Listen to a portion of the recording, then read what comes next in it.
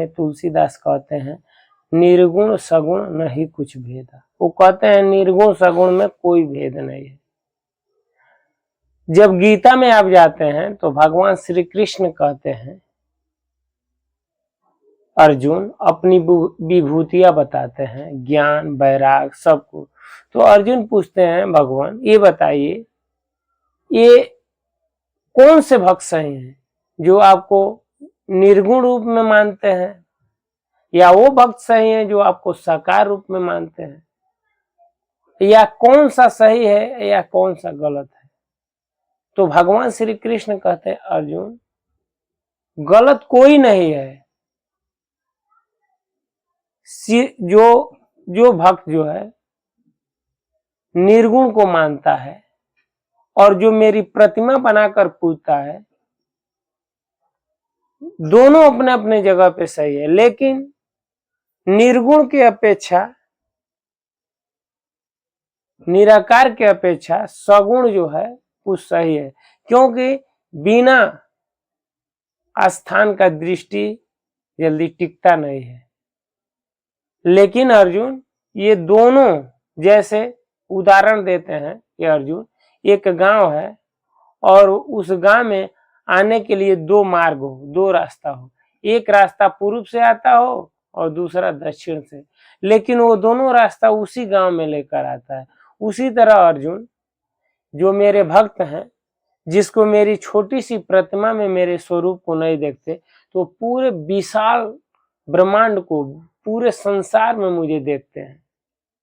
मित्रों, पहले तो आप ये भी जान लीजिए कि निराकार और साकार, निर्गुण और सगुण, निर्गुण किसे कहते हैं और सगुण किसे कहते हैं। काफी समाज में कुछ ये कहते हैं कि हम निर्गुण ब्रह्म को मानते हैं, कुछ कहते हैं हम सगुण ब्रह्म को मानते हैं, कुछ कहते हैं हम साकार को मानते हैं, तो कुछ कहते हैं हम निराकार को मानते हैं, कुछ कहते हैं हम साकार को नहीं मानते हैं, कुछ कहते हैं निराकार को नहीं। लेकिन मित्रों, मैं बहुत जगह देखता हूँ, मैं ये नहीं कहता हूँ कि कोई नहीं जानता है, बहुत लोग जानते हैं, लेकिन कुछ लोग से मेरी बात हुई है, मैंने जो सर्वे किया, वो यही नहीं जानते हैं कि निराकार का क्या अर्थ है, साकार का क्या अर्थ है, निर्गुण क्या है, सगुण क्या है।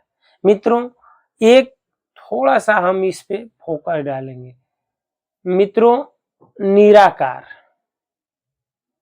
निराकार जो है उसे कहा जाता है जिसका निराकार, जिसका ठीक ठीक आकार का पता न चल सके, उसे हम निराकार कहते हैं।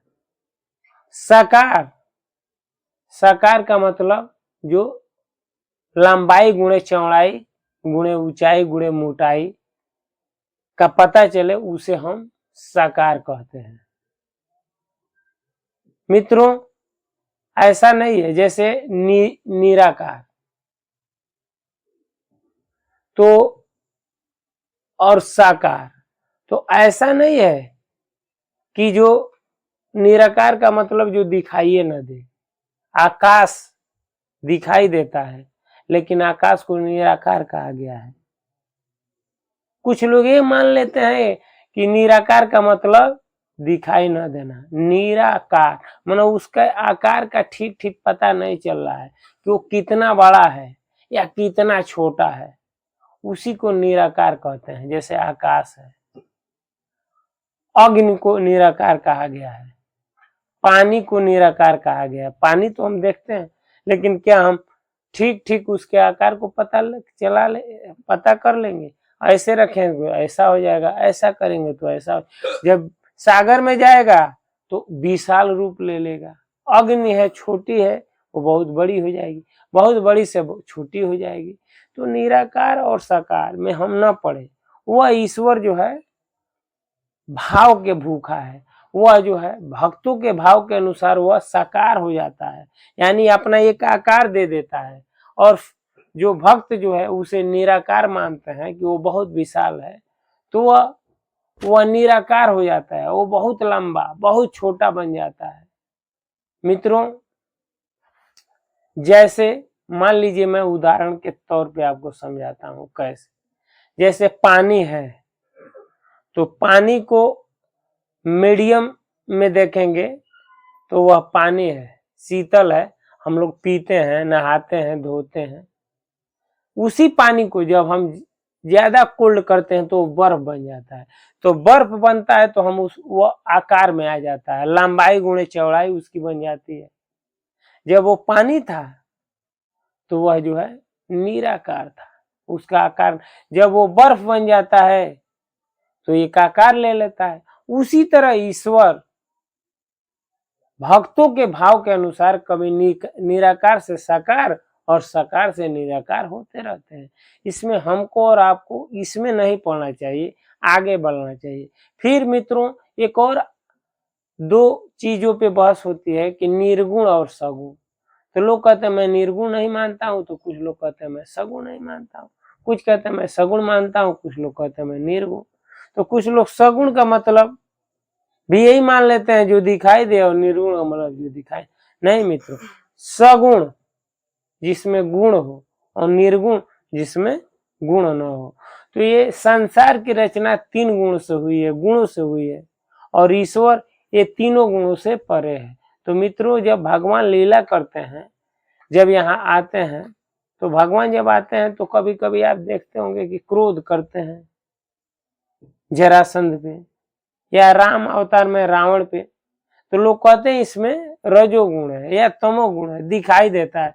लेकिन मित्रों भगवान जब लीला करते हैं तो वो मानव लीला करते हैं, तो ऐसा भाव प्रकट करते हैं, लेकिन उनमें जो है गुण नहीं है, लेकिन देखने में लगता है कि वह जो है उनमें रजोगुण है, तमोगुण है। तो इसलिए उसे सगुण कहा जाता है। और जब भगवान जो है निराकार निर्गुण स्वरूप, जिसमें जो है जब वैष्णव रूप धरते हैं चतुर्भुज, तो वो जो है निराकार निर्गुण हो जाते हैं, मतलब उनमें कोई गुण नहीं।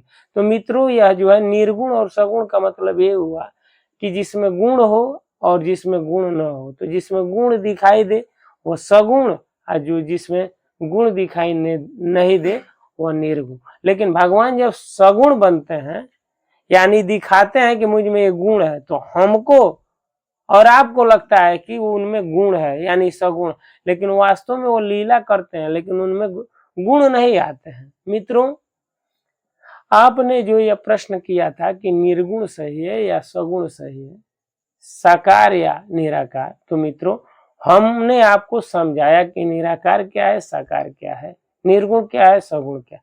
मित्रों हमको और आपको इसमें न पढ़ के हमें जो है कैसे ईश्वर की प्राप्ति होगी, कैसे ईश्वर के निकट हम जाएंगे, कैसे ईश्वर का दर्शन करेंगे, इस बात पे हमें ध्यान देना चाहिए। और हमें जो है वह ध्यान करना चाहिए, वह तपस्या करना चाहिए।